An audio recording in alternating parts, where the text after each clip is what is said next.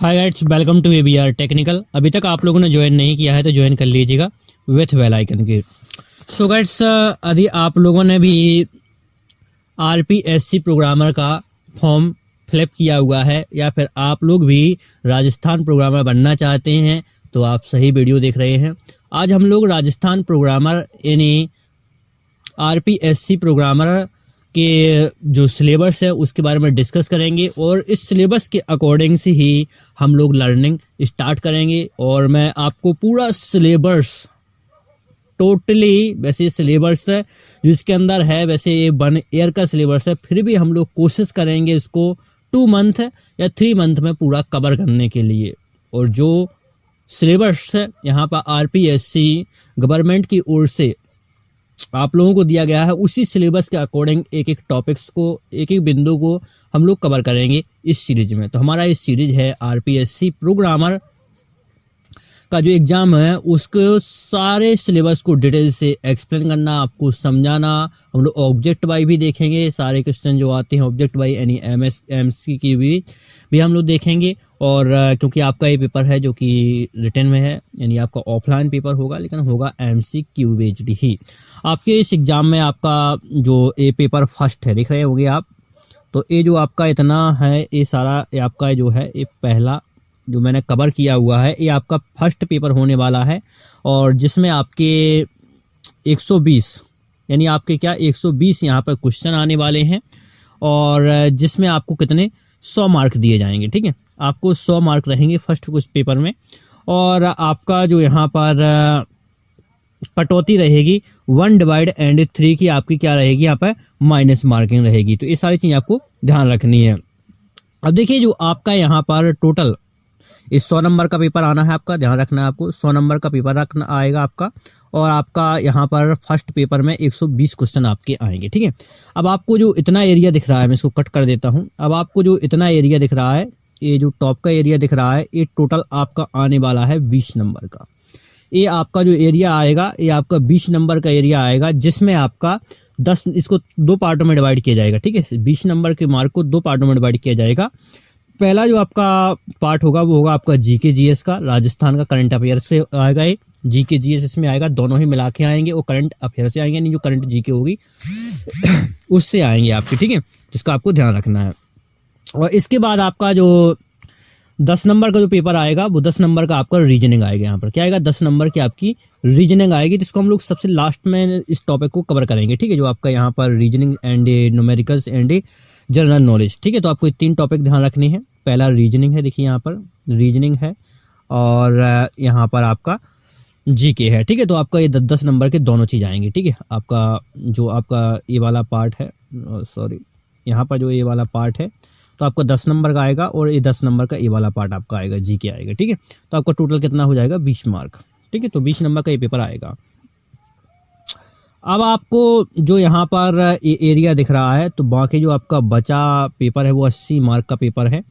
तो आप जो यहाँ पर देख रहे हैं, ये वाला जो एरिया देख रहे हैं, देखिए यहाँ पर जो सारा एरिया देख रहे हैं, ये एरिया आपका 50 नंबर का आएगा।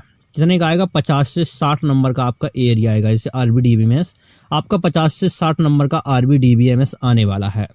तो हम लोग इसको भी देखेंगे, डीबीएमएस यानी डाटा बेस मैनेजमेंट सिस्टम। तो ये आपका 60 नंबर का आपका आने वाला है।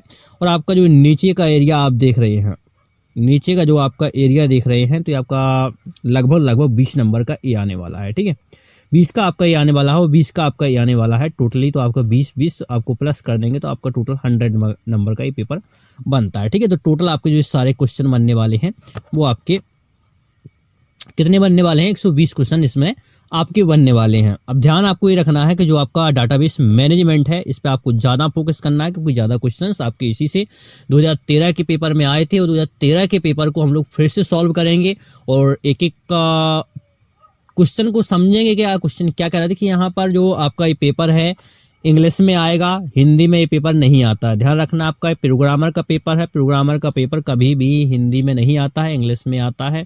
और यहाँ बहुत ही डीप लेवल का ये पेपर होता है। आप जैसे गेट का एग्जाम होता है वैसे ही प्रोग्रामर का एग्जाम होता है। तो आप इसको हल्के में मत लेना, बहुत ही डीप लेवल का एग्जाम होता है। इसके बाद आपका डाटा कम्युनिकेशन, ठीक है। तो आपको 2 सब्जेक्ट यहाँ पर अच्छे से कवर करने हैं। तो ये पहला सब्जेक्ट आपको मैं लगभग 10 दिन में कवर कराऊंगा, 10 से 20 दिन में इसको कवर कराएंगे हम लोग। अच्छे डिटेल्स में समझेंगे तो 20 दिन आपको इसमें लगेंगे, और मात्र आपको 10 से 20 दिन आपको इसमें लगेंगे, ठीक है। ध्यान रखना, आपको 10 से 20 दिन आपको इसमें लगेंगे।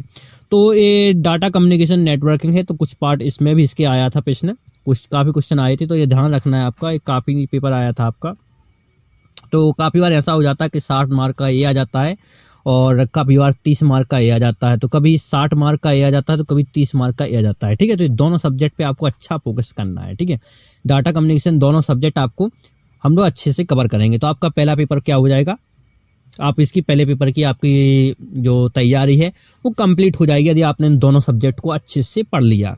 अब इन दोनों सब्जेक्ट को ऐसा नहीं पढ़ना है कि आपने थ्योरी को रट्टा मार रहे हो, बिल्कुल नहीं, क्योंकि आपका भैया ये नॉन टेक्निकल का एग्जाम नहीं है, पूरा टेक्निकल एग्जाम है, फुल्ली टेक्निकल एग्जाम है आपका, नॉन टेक्निकल का एग्जाम नहीं है। आपको यहाँ ध्यान रखना है, फुली टेक्निकल एग्जाम है, पूरा का पूरा टेक्निकल बेस्ड एग्जाम है आपका, नॉन टेक्निकल से इसका कोई भी लेना देना नहीं है। तो आपको इसको बहुत ही डीप लेवल में समझना है और ज़्यादातर आपको इसको प्रैक्टिकल बेस में समझना है, ठीक है। प्रैक्टिकली समझोगे आप इसको तो आपको बहुत अच्छा समझ में आएगा और आप एक एक क्वेश्चन का आप जवाब दे पाओगे। इसे यदि आप विदाउट प्रैक्टिकली समझोगे और आप सोचोगे कि मैं इसको अंडरस्टैंड कर लूँ, तो आप नहीं कर पाओगे, क्योंकि सारी चीज़ें प्रैक्टिकली आप समझेंगे तो बहुत अच्छे तरीके से आपको ये चीज़ें समझ में आएंगी। हम लोग नेक्स्ट वीडियो से DBMS पे ही चर्चा करने वाले हैं, डाटाबेस मैनेजमेंट की सीरीज ले आ रहे हैं। इसके बाद हम लोग data communication and computer networking की सीरीज बनाएंगे। ये तो था हमारा फर्स्ट पेपर, जो कि आपको पहला पेपर होगा। इसके लिए आपको लगभग 1 घंटे का टाइम दिया जाएगा। 2013 में आपको 1 घंटे का टाइम दिया गया था, अभी मैंने इसमें देखा नहीं है, इस पर भी हम लोग चर्चा करेंगे कितना टाइम आपको दिया जाएगा इसमें। इसके बाद हम लोग सेकंड पेपर की यहाँ पे बात करें तो जो सेकंड आपका पेपर होने वाला है उसमें भी आपके 2 सब्जेक्ट रखे गए हैं। देखिए यहाँ पर जो आपका पहला एग्जाम था, पहला आपका पेपर होने वाला था, उसमें आपके 3 टॉपिक रखे गए हैं, जिसमें आपका रीजनिंग रखा गया है और GK रखा गया है, इसको एक सब्जेक्ट मान लीजिए आप। दूसरा आपका DBMS रखा गया है और तीसरा आपका कम्युनिकेशन एंड नेटवर्किंग रखा गया है। अब दूसरे पेपर भी आपका 100 नंबर का होने वाला है। देखिए जस्ट जैसे ही आपका पहला पेपर खत्म होगा तुरंत बाद ही आपका दूसरा पेपर स्टार्ट होगा। आपको दूसरा पेपर दिया जाएगा, दूसरी आंसर शीट दी जाएगी और उस पेपर दूसरा पेपर भी आपका 100 नंबर का होना है। देखिए दूसरा पेपर भी आपका 100 नंबर का होगा और सेम टू सेम आपके 120 उसमें क्वेश्चन आने वाले हैं। ये पूरा फुली टेक्निकल है, इसमें कोई रीजनिंग कोई GK नहीं आएगी। उसमें तो 20 नंबर की रीजनिंग और GK आ चुकी थी, लेकिन ये पूरा फुली टेक्निकल है, इसमें कोई भी चीज़ नहीं है और ये बहुत डीप लेवल का सेकंड जो आपका पेपर होने वाला है ये बहुत ही डीप लेवल का है, हाई लेवल के नॉलेज से होने वाला है। ये पूरा प्रैक्टिकली आपका पेपर होगा, जो आपको प्रैक्टिकली नॉलेज है उसी नॉलेज को सारा पूछा जाएगा यहाँ पर।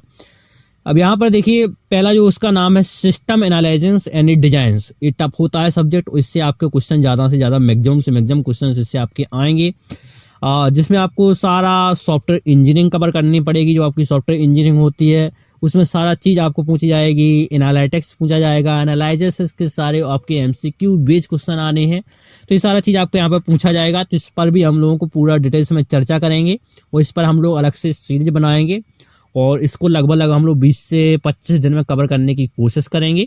इसके बाद हमारा नेक्स्ट जो आएगा वो है प्रोग्रामिंग फंडा। तो प्रोग्रामिंग फंडा में यहाँ पर इन लोगों ने जो बताया हो सकता है इससे यहाँ पर इन्होंने इंटरनेट के बारे में जानकारी, जावा टूल और आपको जो इंटरनेट की एप्लीकेशन है जावा, बाइट एंड और भी कई एडवांस टाइप का नॉलेज पूछा जा सकता है। कोई क्लियर नहीं है, यहाँ पर HTML भी पूछा जा सकता है, पाइथन भी पूछी जा सकती है, लेकिन आपको हाई लेवल का प्रोग्रामिंग जो जावा 2013 के अकॉर्डिंग की बात की जाए तो यहाँ पर ज़्यादा जावा पूछी गई थी और ज़्यादा जावा का नॉलेज पूछा गया था। सिलेबस में भी यहाँ पर इन लोगों ने जावा ही रखी हुई है, तो जावा को हम लोग फोकस करेंगे। तो हम लोग इसको कम से कम टाइम में निपटाने की कोशिश करेंगे, तो हम लोग जावा को भी समझेंगे। तो यहाँ पर 20 से 25 दिन में आपका जावा निपटेगा, यानी आपका पूरा कोर्स है जो कि 3 महीने का कोर्स है। अच्छा से आप करोगे तो 3 महीने में आपका ये कोर्स निपट जाएगा और 3 महीने बाद ही आपका इसका पेपर होना है। यानी 3 महीने बाद आपने यदि आपका फॉर्म अभी भर दिया है, नहीं भरा है तो आप भरेंगे, और भरा नहीं आपको पता है कि इसकी वैकेंसी कब नोटिफिकेशन आउट हुआ था, कब तक इसके फॉर्म भरे जाएंगे, तो लास्ट 1/3/2024 तक इसके फॉर्म भरे जाने हैं। तो आज आप लोगों ने नहीं भरे हुए हैं तो भर लीजिए। यदि ध्यान रखें यहाँ पर सभी लोग फॉर्म नहीं भर सकते हैं जिन्होंने BE ध्यान रखें, जहाँ पर जिन लोगों ने BE कंप्यूटर साइंस से या बीटेक कंप्यूटर साइंस से या MSc कंप्यूटर साइंस से की है, वही लोग यहाँ पर प्रोग्रामर का ये फॉर्म फिलअप कर सकते हैं। और बहुत से लोग पूछेंगे कि क्या हम लोग अदर स्टेट वाले भर सकते हैं। हाँ, मैं भी अदर स्टेट से ही हूँ और आप लोगों को इसका नॉलेज प्रोवाइड करा रहा हूँ, तो आप लोग भर सकते हैं। ठीक है, अदर स्टेट वाले भी भर सकते हैं, ऐसा कुछ नहीं है। बट ये है कि आप जनरल में काउंट करे जाओगे। ठीक है, और ऐसा नहीं है कि आप लोग धुएं में लठ मार दोगे। ये बहुत ही डीप और बहुत ही टफ एग्जाम है, तो हम लोग इसको एक एक टॉपिक कवर करेंगे। सबसे पहले जो हम लोग कवर करेंगे यहाँ पर, हम लोग यहाँ पर कवर करेंगे, इस सिलेबस के अकॉर्डिंग चलेंगे। तो सबसे पहले हम लोग यहाँ पर DBMS को समझेंगे, इसके बाद डाटा कम्युनिकेशन नेटवर्क को समझेंगे, फिर हम लोग यहाँ पर सिस्टम एनालिसिस एंड डिजाइन को समझेंगे, इसके बाद सॉफ्टवेयर इंजीनियरिंग को थोड़ा देखेंगे, इसके पूरे मॉडल को देखेंगे, इसके बाद हम लोग जावा को समझेंगे और प्रोग्रामिंग कंसेप्ट को समझेंगे। ये सारा नॉलेज कवर करेंगे, आपका सिलेबस को कंप्लीट कराएंगे। इसके बाद हम लोग 2013 के पूरे जो 2013 में आपका एग्जाम हुआ था, उसका फर्स्ट पेपर और सेकंड पेपर दोनों के क्वेश्चन को सॉल्व करेंगे। और इसके बाद आपका सिलेबस खत्म हो जाएगा, इसके बाद आपका रिवीजन कराएंगे, इसके बाद आप एग्जाम देने जाएंगे, आपका रिजल्ट आएगा। तो आप हम लोगों को जरूर कमेंट बॉक्स में बताएं। मैं मिलता हूं आपको नेक्स्ट वीडियो में, तब तक के लिए अनुमति दें। Thank you for watching this video.